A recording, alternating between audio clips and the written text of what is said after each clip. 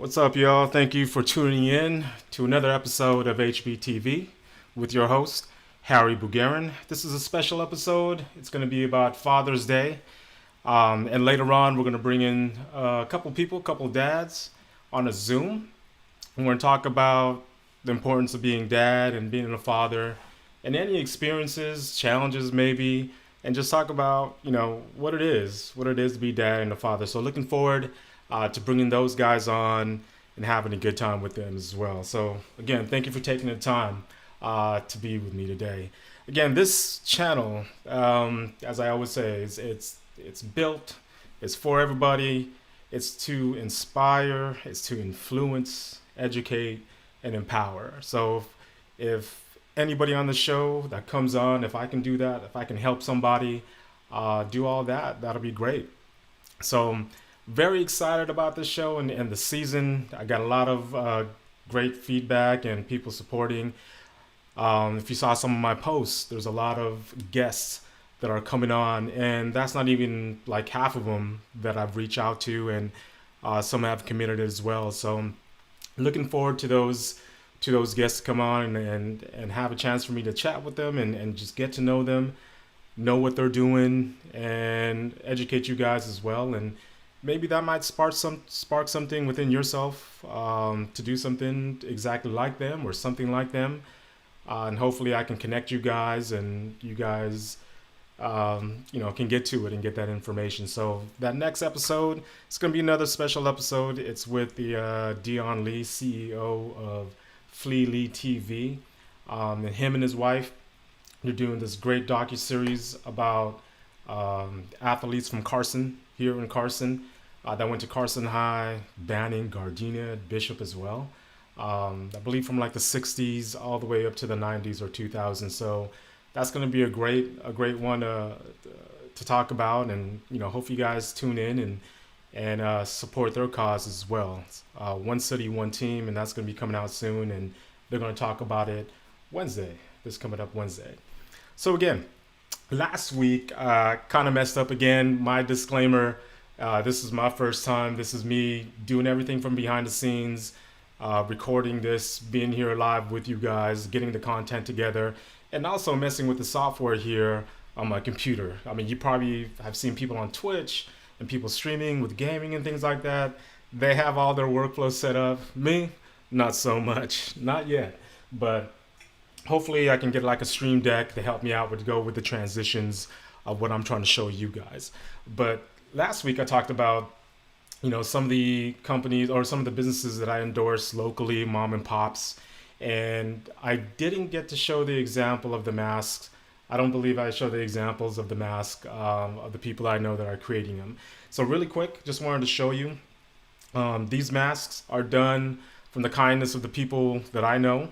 All right, they take their sewing machine, they buy the material, they put the time in, they donate to hospitals, fire departments, police departments, etc. So here it goes. This is that one I was talking about with the Harry Potter print. Okay, so if you guys need some masks, let me know, and I'll reach out to my people and see if they have some time to do a couple for you and your family, your kids, or whatever. This one's pretty cool. There's another pattern here from a mask that was created, Lilo and Stitch. My daughter loves this, loves Lilo and Stitch. And for you, Bruin fans, here's a UCLA one. That's kind of pretty cool. All right, so reach out to me, leave me a DM, a personal message, text me if you have my personal number, email, whatever, leave it in the comments, and I'll get that out to them. And then for my cousin from Aloha Outfitters, this is the ones I was trying to show last week, but if you go on his IG, you can see that he can actually print any logo on the material that you like. Okay, so hit him up. If you have something, he made this one with the Laker colors. Spread Aloha with that little house icon there. His name is David Dukianin, Aloha Outfitters, 808 Soul Company. And this has to be one of my favorites right here. And this was that logo I thought I was showing last week in that episode. But This one, it feels comfortable. It feels like I can run with this material. It's really comfortable, and this is one of my favorites right here. And if you can, just like last week, if you can tell me in the comments what this logo means, I will buy that first mask from Aloha Outfitters for you. Just drop my name. I'll get with David and Venmo him on one mask that you order from him. And again, what is this logo? What does it represent? What does it mean? Hit me on the comments, and I'll get that out to you. So really quick, again, going back, if you haven't already, again, this is Aloha Outfitters. Let me get this guy out really quick.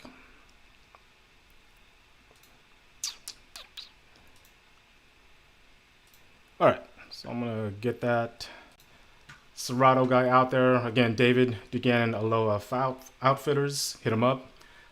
Just message him. He'll get out to you.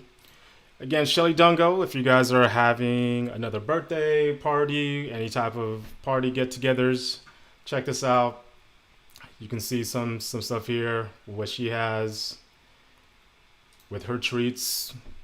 Again, last week I talked about Jason Lustina. I may have called him Justin. Sorry about that, Jason. But he's from Brown Baked Desserts. Check him out. Check out his menu. And again, if you are planning to have any weddings or parties or anything like that, baptism, bar mitzvahs, call this guy. Set him up. Brandon Bibbins, great photographer. He's local. He's out here in Carson. Does some great work. And again, he was featured in these magazines here. For your Filipino fixings, again, Monarch Cindy, hit her up. You got some Filipino food fixings, mom and pop store. She does everything herself. And my guy right here, if you're not already following him, this is DJ Noni, owns DJ Noni Entertainment. He's always online. He's on stream. He's streaming his sets. The other night he was on there for like 2 hours or so, doing his thing. So that's cool. Go and support him. I think Fridays 6 or 7, but somebody can confirm that for sure. It'll be all good. And last but not least, I'd like to share with you guys my brother. His name is Damon Antenza, and on OfferUp, his company is called Intact Goods. Maybe you guys might need something. Check out his stock. Everything will be right there. Check him out. So that's pretty much what I like to do with people that we frequent and who we support and all that. And that's what I like to give to you guys. I'll put everything in the comments when the video goes down to YouTube. You can just click in the description and find their links there. So again, this is the Father's Day episode. We're going to bring on those guests probably in about 15, 20 minutes or so. I'm going to prep up. Again, I love music, and I wanted to play a whole playlist like everybody else is, and I think I discussed that last week, but I believe there's still ongoing issues that they have to fix with the label. So when that gets done, I'll go ahead and try to play some music. But love music. I love playing it. Again, I'm not that great. I love to play the guitar, the ook. I like to make beats whenever I can. Not the greatest, but it's just something that is therapeutic to myself. Love doing it. So I'm gonna play some of my beats and then some beats from other people as well.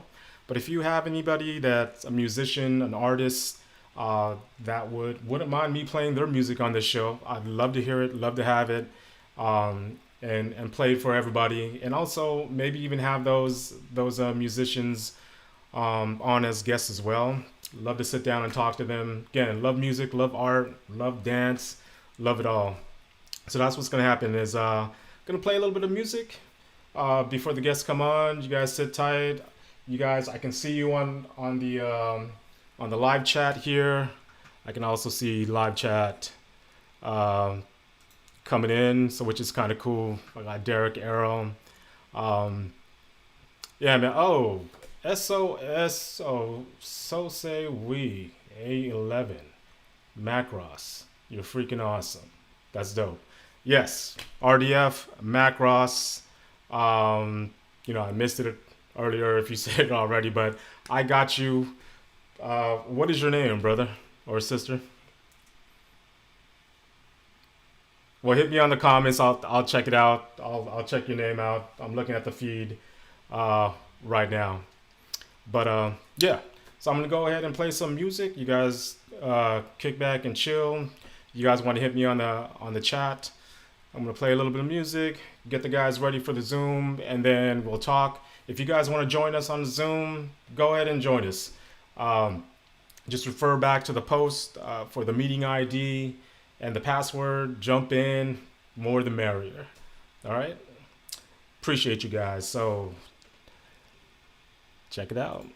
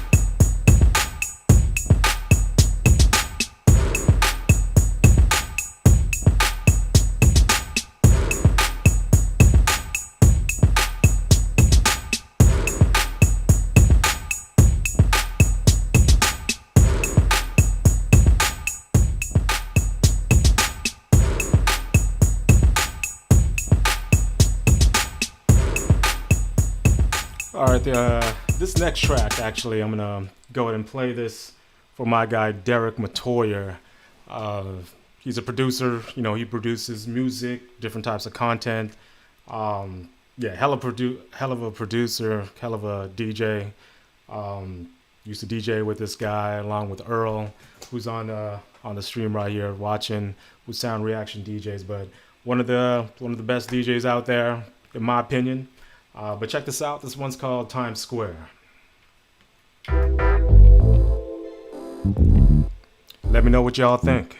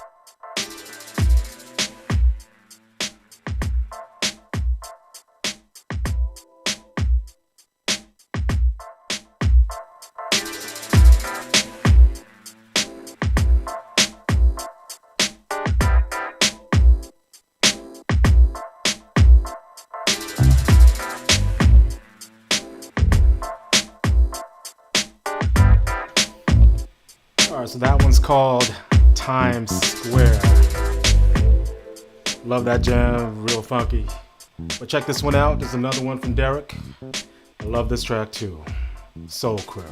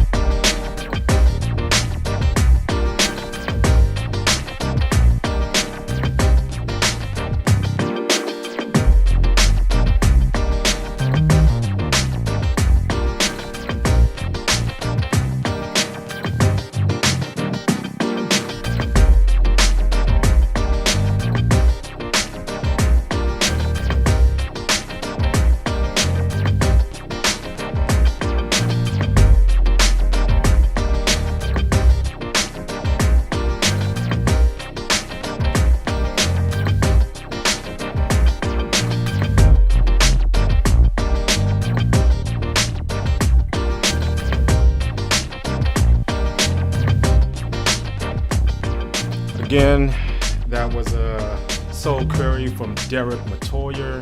Let me know what you guys think of those tracks. I love his work, so I'll be featuring more stuff from him as episodes go by. And again, if you guys have anybody that you know is a musician out there, it could be anything. It doesn't have to be hip hop. It could be, you know, playing the guitar, singing, whatever. Love to hear it. Love music. Love getting it out there. So I'm gonna take a quick break. Gonna get these guys set up for the Zoom, and when we come back, I'll have the guests on, and we're gonna talk about the topic about being dad, father, what's the importance of it, and any experiences in that. So thank you for tuning in. Thank you for staying with me. I do appreciate it. So check it out. I'm gonna play this next one. This is a little remix. This is probably gonna be my Wung D. I'm Ding from YouTube Police, but D, I know it, but I'm just gonna go ahead and play it, and I'll see you guys in a bit.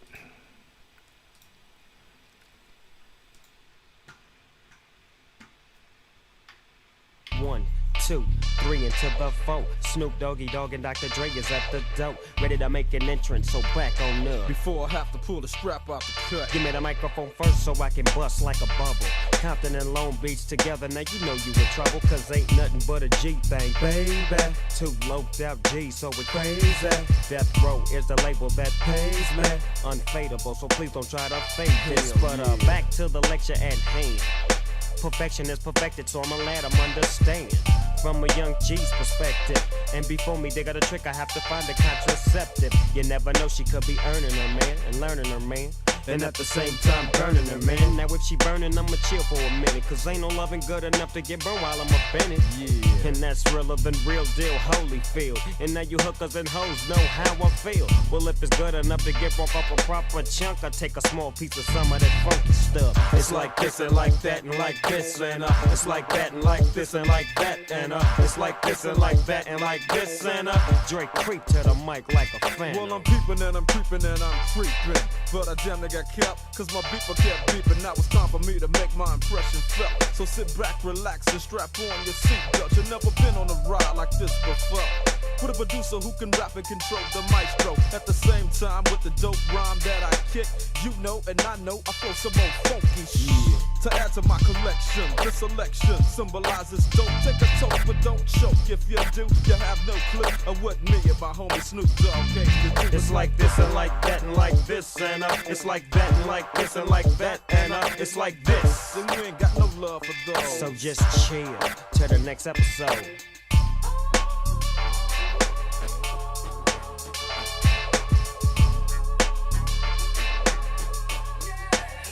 Falling back on that ass, what a hellified gangster lean. Getting funky on the mic like an old batch of collard green. It's the capital S-O-S oppression, double O-P, D-O-double-G-Y, D-O-double-G, you see. Showing much flex when it's time to wreck a mic. Pimping hoes and clacking a grip like my name was Dolomite. Yeah, and it don't quit. I think they in the mood for another one of those G hits. So Dre, what up, dog? we gotta give them what they want. What's that, G? We gotta break them off something. Hell yeah. And it's gotta be bumping. City of Compton. It's where it takes place, so I gnash your attention. Mobbing with the dog pound. Wow, wow, wow. Dropping the funky tracks is making the suckers just mumble. When I'm on the mic, it's like a cookie, they all crumble. Try to get close and you're bound to get smacked. My little homie Snoop Doggy Dogg has got my back. Never let me slip, as if I slip, then I'm slipping. But if I got my Nina, then you know I'm straight tripping. And I'ma continue to put the rap down, put the Mac down. And if your woman wanna trip, I have to put the smack down. Yeah, and you don't stop. I told you I'm just like a clock when I tick and I talk. But I'm never off, always on till the break of dawn. See you when PTO in the city they call Long Beach. Putting it straight together like my homie D.O.C. No one can do it better like this, that, and this, and it's like that, and like this, and like that, and it's like this. Then we ain't got no love for those. So just chill till the next episode.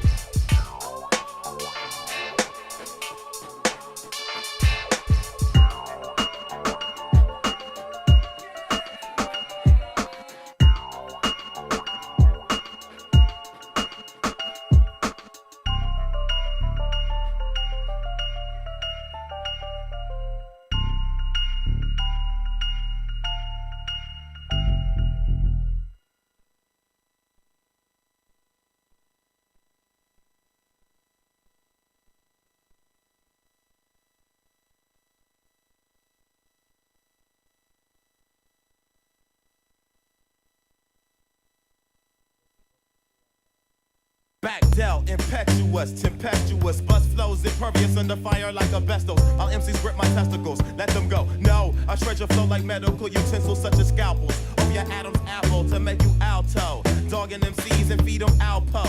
You're playing backfires to my satires. Got your flow sitting on flat tires. My roguish rhymes rip through your lip when you bite like a lightning bolt. For a volt to molten mic, hazardous to the average. Vulcan death strike to your neck, right on target. Bullseye, then deflected off your neck with such velocity. It sets the hip hop hostage free in the terminal, burning all MCs' brains. Accelerated agent got you walking on canes. I'll be brief like Haynes, mundane MCs get cane to retain my title. The vital organ donor to cut through the balloner. My escapades let you wade through the masquerade. Raid with disaster laid out in your playbook, cause they took the fuck merge with hate and then regurgitate. This concludes part of what causes murder race to bubble. Meanwhile I take the shuttle to this girl's crib so we can cuddle and listen to my subtle rebuttals, the butthole. Words and phrases I prefer to play with. What occurs when I'm made it is never outdated. Help me out. To get him in here. Help me out. I stifle your mic holes, So your my grip buddy's right slips. here, what up? Don't bet on your All right, chips. guys, I just had some technical difficulties here with the with showing the screen, but welcome, guys. Can you guys hear me? Pretty good. Yes. All right, sir. so cool. So we got a little panel here. We got some dads. Thank you guys for taking the time to being with me. And just really quick for my audience, I'm just gonna, I don't know if everybody can see that, but I'm just gonna introduce everybody. My top left, from what I'm seeing, I got Mr. Earl Byen. Earl, been a great friend of mine since about, maybe 1987-ish or so, since St. Philomena Squires or something like that, right? Oh. So playing some basketball at the old, next to that little old hall there that used to be there. It's not there anymore. And to my bottom left there is my cousin Brian, married to my dear cousin Bernie. Knowing this guy, man, I don't know. I'm going to say catechism. St. Philomena Catechism, him riding a skateboard and doing ollies on the benches right there, where his kids were probably eating throughout those years going to St. Philomena. And we got a new guy there. I've never met you before, Mr. Alex. Is that right? How you doing, man?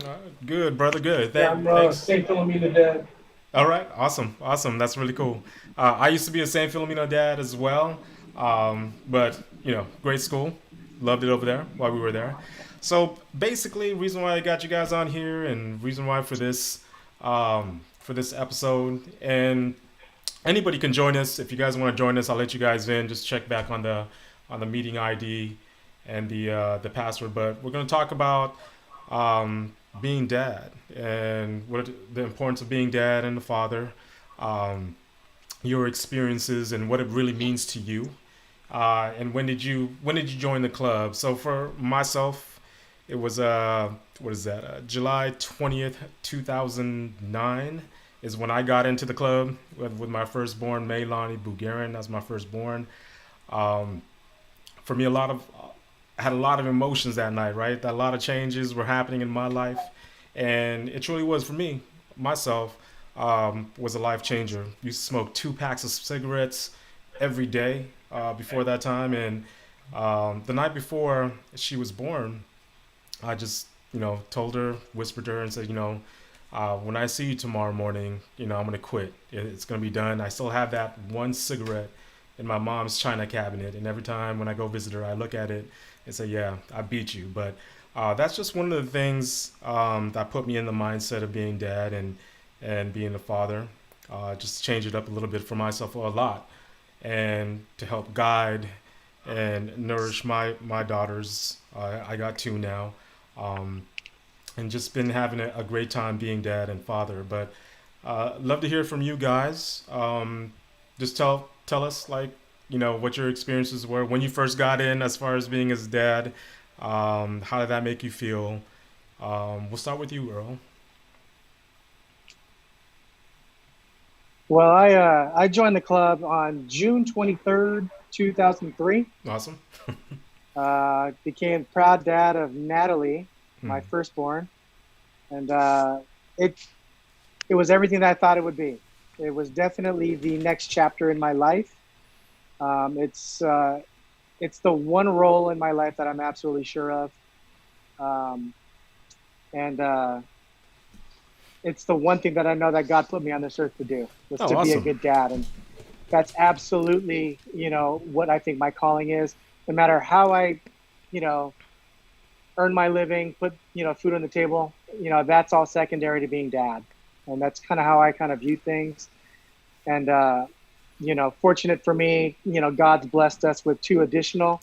So I've been a member of the club 3 times now, Oh man. with Isabel, and with Nicholas. So we got a big old party of 5 going on right now between me, my wife, and the kiddos. So it's everything that I thought it would be, and then some. Yep. It's every day is a new challenge. You want to do your best because you want to be that example for your kids. And it's just a continual journey. And it's hard. And I'm sure most dads would agree. It's no picnic at times, but you have to keep on doing right by your kids and by your family, because they're counting on you. Sure. So you got to hold yourself up to that higher standard, and to show the kids, this is how you need to lead your life. And by all means, do better than I'm doing right now, because I'm doing my best, and hopefully that sets the standard, but you need to go above and beyond that standard in whatever you do, because when you're called to be a parent, you're going to be kind of relying on the things that you know and what you grew up with. That's awesome, Earl. Thank you. What about yourself, Alex? When did you join that club, and how many kids you got in your experiences as well? I got 1, and I joined up March 20th, 2006. So my girl just graduated from the 8th grade. I tell her all the time, I said, you make daddy a better person, because taught me patience, taught me how to care about somebody other than myself. I mean, don't get me wrong, I wasn't, running around on the streets all wild when I was single, but I can honestly say I'm a much nicer person now, because I have to share an example to a young lady that I want to grow up the right way and show her how a guy's supposed to treat someone that they care about. And that's good. I want to get back to that after I get done with Ryan about what you're talking about.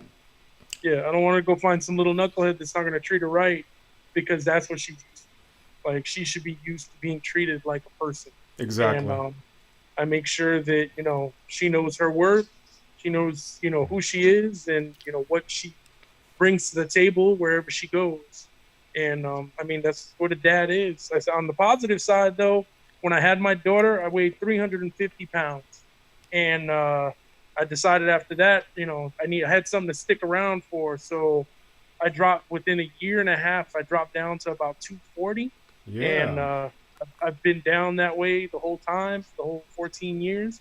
But yeah, it just realigns your perspectives. And you realize that, you have responsibilities. You need to stick around for them. You can't just play all day. I agree, man. And thank you. Thank you for that, Alex. And Ryan, what about you? Yeah, so I joined the team back in February 13th, 2003. And prior to that, I was always I was the big cousin, always taking care of little cousins. But when I found out that we were having our firstborn, first of 3, Jarrell, it was unbelievable, and my wife and I, we were trying for a couple of years, and I didn't think it was going to happen. And then we were blessed with Jarrell. And it really hit me when the first time I heard him say dad, and this goes for all the 4 of us and all the dads in the world, to hear that little person call you dad, and changes the whole perspective of like Earl said, why we're here. And, we learn from our experiences, we learn from our parents' experiences, what's good and what's not good. And we try to use that in guiding our kids. And it's been a blessing. It's been a lot of work, but it's all worth it. It's all worth it. I dig it. So tell me about you guys. I was probably about 35, 36 when our first child was born. And up until that point, I've really never carried any babies. I was always afraid of carrying people's babies. You know, you get to a party, hey, you know, this is the new kid. I was like, man, I'm good. You know, not that, you know, that I had like some superstition, like if I hold a baby, I'll get somebody pregnant and have a baby. It's just that, you know what, I don't know how to hold a baby. I might hurt that baby. And so for me, I always had those reservations. But that night of, man, as soon as the nurse taught me how to swaddle and all that good stuff, man, I was doing one of these moves and, you know, carrying it like a football and things like that. But like that was me. Like, what about you guys? Like, did you guys have any? I don't know. Like, were you guys scared? You know, when your babies first came, and you know, not knowing the uncertainty, what you know, how you're gonna be as that father, and what you're gonna do. And go with you, Ryan. Okay. Well, I did have experience, you know, taking care of little cousins, but not as a newborn. I still remember that first night when Bernie, my wife, she had to go sleep, right? And so it's just me and Jarrell awake. And that first moment where they said, okay, if you want to help change his diapers, go for it. And I was so petrified. You know, there's this little being and I don't want to hurt him. But it was a lot of nerves. You know? Yeah. And I was just like you, Harry, like people asking me to carry their babies. Mm-hmm. And I'm like, I don't want to hurt them. Yeah. You know, but yeah, when it's yours, you put your whole life on the line for that. Exactly. What about you, Alex? Anything that you felt, you know, before your daughter was born? Well, I mean, my sister, who's a few years older than me, she had a baby, and I always used to help her out because the dad wasn't around. So I was pretty comfortable with the baby, but it blew my mind that, you know, when we left the hospital, it was just like, you don't know that I know how to take care of this baby, or that my wife knows how to take care of this baby, and they just hand you this little fragile thing, and they expect you to just go home and know what to do. It's very humbling to think that there are people that have to go home with their kid and, you know, they don't know what to do. And who do you get help from if you don't have your family for support? Like, if it wasn't for family members, you know, there's times where, you know, you think it was hopeless, and like, what are you going to do? Because they are completely helpless and they rely on you for everything. Sure. Like, you can't miss a beat. It's not like, you know, you're growing up, I forgot to eat lunch. You can't forget to feed the kid, forget to change their diaper. Like, and if you don't have anybody there to help you, it's a scary thing. So, you know, I give so much props to my wife Nancy's family, because they helped us out through so much stuff. Grandma was there all the time, you know, telling me I'm holding the baby wrong and stuff like that, like Grandma too. But it was comforting to know that there was backup. Great. And you already brought 2 points. I'm gonna keep that in my head. Get back to you guys and talk about that. What about you, Earl? Well, I distinctly remember the drive home from the hospital with Natalie. And I remember how slow we were driving on that freeway to get home. You know, being used to just life in the fast lane, you know, when it was just the two of us, me and my wife. And now all of a sudden you got this kid in a car seat. And all of a sudden I'm going 35, 40 miles an hour down that 405, and nothing else mattered. I didn't care that people were honking at me or people were just mad dogging me on that freeway. It didn't matter, because now we have this little life that we got to take care of, and nothing else mattered. You know, it's just us against the world. And we got home, and you know, like the other guys were just mentioning right now, it's, you know, this life relied on you for everything. Sure. You know, everything from feeding them to changing them to bathing them, all that stuff. And, you know, Alex was just mentioning it right now, you know, the importance of having family that's supportive, that can help you out, or, you know, back you up, or give you guys an hour or two just to kind of get yourself straight and give you a little break, you know, or to give you those pointers and those tips, you know. So for us, we were also very fortunate to just have family all over the place, ready and willing to help us out, you know. So, you know, we were already a good team going in, and I think we kind of took that going in knowing okay, we can handle this between me and you, but then to also have the backup of all of our families, that was very reassuring and comforting to know that we had that support behind us. That's great. Again, you guys are watching HBTV, the show. We have the Father's Day episode today. I'm joined here with some great men, great fathers out there, as you can tell with the stories there. So really quick, having a baby, being there with your wife or your partner, it looks great. There's a lot of glamorous things about it when you get to the parties and stuff. Your babies are cute, you guys are great, but people don't know about behind the scenes stuff, right? So what challenges, what challenges did you guys have with the babies? Like for myself, a lot of challenges, but two stick out. Basically, when our first one was born, Melani, it seemed like as soon as we got home, we put her in the crib, she knocked out 12 hours. And that was her for the rest of her life, right? But then Malia comes around. And I'm thinking like, man, it's going to be just like May. But this one, she would not go to sleep. Every 1 o'clock, she would wake up. I'd have to pick her up, walk around the house 1 or 2 o'clock in the morning, put her in her car seat, swing her in the car seats. After that, had to take her out to the ride on the 405 and the 110, bring her back.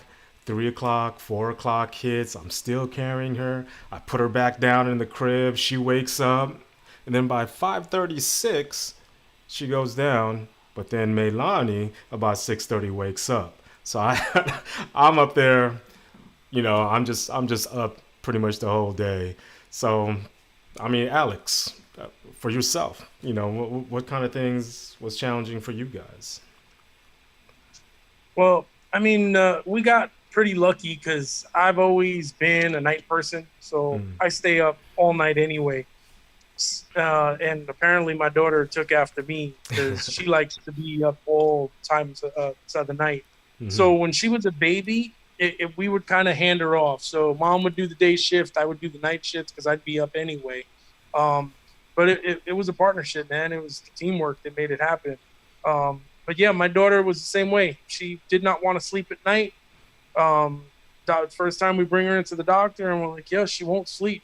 And she's like, well, sometimes that happens if, the parents have insomnia. And I'm like, yeah, I've had it my whole life. She goes, yeah, it's your fault.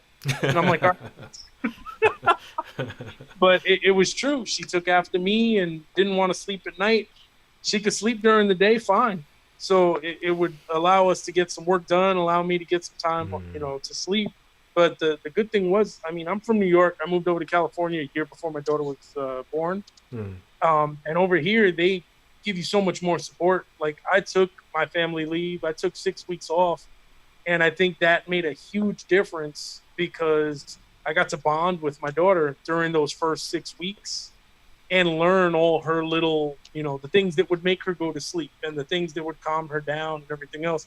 So it wasn't just my wife having all that knowledge and me trying to figure it out when I get home. We kind of both knew our own little aspects of my daughter. So when she wouldn't act right with one of us, the other one could, calm her down. And it helped a lot. Like she's grown into quite a woman. Oh, great. Thank you, Alex. What about you, Earl? For us with Natalie, the one thing that shot up immediately was Natalie would wake up like clockwork at 11 o'clock, just start crying. Not hungry, didn't need a diaper change. She'd just start crying, 11 o'clock. And we lived in an apartment at that time. So we were totally freaked out of what the neighbors would think. Oh my God, that baby's crying again. We got to keep those people out. So the only thing that would work was put her in the car seat and start driving. Much like you just said, Harry, about hopping on that 405 or that 110. We would be on that 405. We would drive every single square inch of Long Beach. At that time, we found ourselves stopping at Krispy Kreme because it was 24 hours, grabbing some donuts for me and Liliana as we're just driving, still crying away back there. And we found ourselves doing everything from changing diapers, pulled over on Pacific Coast Highway in Huntington Beach to feeding her, whatever it took. But come 4 o'clock, she'd finally fall asleep, and we'd work our way back to the apartment at the time, and we didn't even bother putting her back in the crib because she'd wake up again. We just leave her in the car seat, let her sleep there. That's crazy. For the rest of the night. Yeah. So, and like Alex was saying, I was fortunate enough to take some time off as well from work, and I got that time. It allowed Liliana as well, my wife, to get a break, because I can handle the baby, and you can please rest. I got her. Don't worry about it. And just playing that tag team, because that's, fortunately, when you have a partner, when you have a wife or a spouse, you can do that. And all props to single parents, Sure. because they're doing it by themselves, and it's hard enough for two parents that are really going for it. Yeah. I mean, I can't even imagine what the single parents are, having to do and dig deep, but kudos to them for doing what they do. Absolutely. And just speaking of that, my mom wasn't a single parent. I mean, kind of. My dad was always overseas, being in the Navy, but she had 3 kids all by herself, putting the kids in the car, taking the kids out, feeding, all that good stuff. And for myself, when I just had 2, I would always call my mom every day to help me out. So family is very important. So going back to what Alex said earlier about you being that example, you being that person that's going to actually form some type of perception of what adults are going to be, your relationship with a male figure if you have daughters, and also if you have sons, the relationship what other men would be with them and for them in their life. Like for myself, and just like Alex said, like I'm that first relationship for my daughters, so I got to show them exactly what it is that a man is supposed to do for that woman, for that girl, and also let them know about the value they have for themselves. Let them be independent. They don't need a guy. They don't need a man. They got them. They got themselves. They got each other. They got their sister. So that, to me, that's very important. That's a very important part of my job as being dad, being father, to show my kids that, to show my daughters that. And I hope I do that every day. I hope they feel that. I hope they understand as time goes. But I mean, what are your thoughts on that? Ryan, what do you think about that? I totally agree with you, Harry. Our actions dictate the type of role model that our kids will look up to. Like you said, when they meet, our sons, like in case my 2 boys, when they meet girls, like how do I treat their mom? How do I treat their sister? I want to show like that classy way is the way that you need to treat people, to treat women. And having my daughter, Leia, I'm just like you, Harry, be that man, because in the back of my mind, I'm like, I work at a high school, and I see the guys, how they treat the girls. And I'm like, this is wrong. The women, the girls already have it against them because they are the women, and they have it against them. So me as a dad, and all of us guys here, we got to set up the standards, and so that the girls know, like, this is the way it's supposed to be. So no, I dig it. So, thank you everybody for that input, and I totally agree. So just because of time constraints, and I'm on that 40-minute special on Zoom, you know what I mean? I don't got that whole hour or whatever. We're going to keep this pushing a little bit, but let's say, for example, for all of you guys, right? Let's say, for example, I asked this same question last week with Gil Gutierrez, but let's say you encounter a young you, 19, 20, 21, whatever. They're thinking about being parents, or they're about to be parents. What kind of advice, what would you tell that young you that is in front of your face about to be that parent? Let's start with you, Earl. Well, first and foremost, if I ran into younger me, I'd tell them, don't even consider having kids until you're absolutely ready. If you're 20, 21, you still got a lot of growing up to do. A lot. You're not ready for kids, right? But if you are if younger me was 20, 21 and I was having a kid, it's all about, well, okay, all the knucklehead stuff has to go out the window. There's no more chilling with the boys or hanging out way after dark. There's no more room for that because your life's about to change. You need to start preparing your mind for raising a kid, be it by yourself or with mama, and figuring that out. Because responsibility starts right when that kid is born. Actually, when that kid's still in the womb, you got to do everything you can to take care of that baby. And it's no longer about you. It's all about that little life that's about to become, that's going to come into your life. So, low key, Nico, that message is just for you right there. So, thanks, Earl. So, what about you, Alex? What would you tell young Alex? Well, I mean, I think I had my kid later on in life because I wanted to enjoy, being single. And, when it was time to have a kid, it was time to have a kid. But I think the biggest thing I would tell myself is basically be real to your kids. Like, I know growing up, I thought my parents had everything under control. There was never anything wrong. Nothing ever went wrong. And now that I'm older, I know that was all a lie. Like, I think we put so much pressure on our kids because they see us as perfect. They see us as always knowing what to do. And they don't know that behind the scenes when they go to bed at night, we're like, yo, what the hell am I going to do tomorrow? Like, I got to figure something out. Like, my kid's acting a certain way. I have no idea what to do. Let me call my mom. Let me call my dad, try and figure something out. And I think them not knowing that is a disservice to them. Like, we try and, like, keep them sheltered from any, anxiety or anything like that, as we should, because we're parents, and, like, you should protect your kids from undue stress and stuff like that. But I think a little bit of realism goes a long way.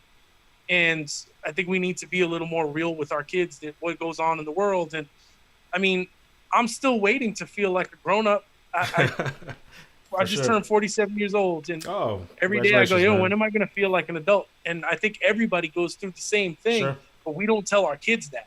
Yeah.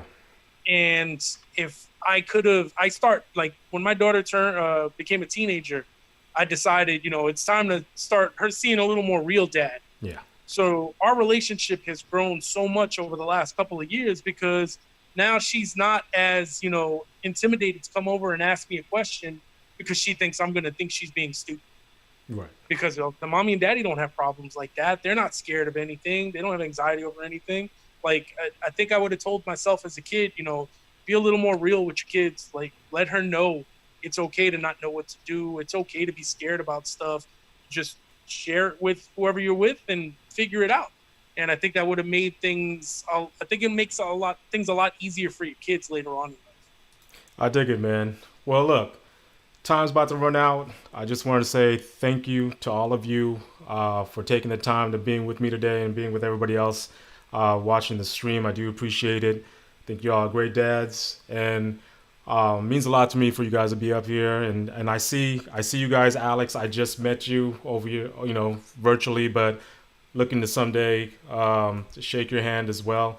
And just really quick, a couple things. By no means am I the perfect dad. Am I the perfect guy or man or out there doing my thing? But I'm trying, every day to be a better version of me than I was yesterday. So always learning, always trying my best to do with that. And number two, like you guys said, if you had that opportunity to be with a partner, to be with your spouse, wife, my wife makes me a better father for all of her backing, her support, and what she does for my family as well. So just want to say thank you, babe, for that. But again, thank you guys. We're going to end it off right here. To everybody watching, we do appreciate it. I appreciate it for tuning in. Next show is going to be on Wednesday. Again, that's going to be with Dion Lee. He's going to talk about his documentary about the city of Carson athletes from like the 60s to the 90s and 2000s. Carson versus Banning stuff and Gardena and Bishop. It's going to be pretty cool. So Please tune in. If you haven't already, like and subscribe to the channel. I'll see you guys. Be safe and have a great week. Thanks, guys. See you guys later.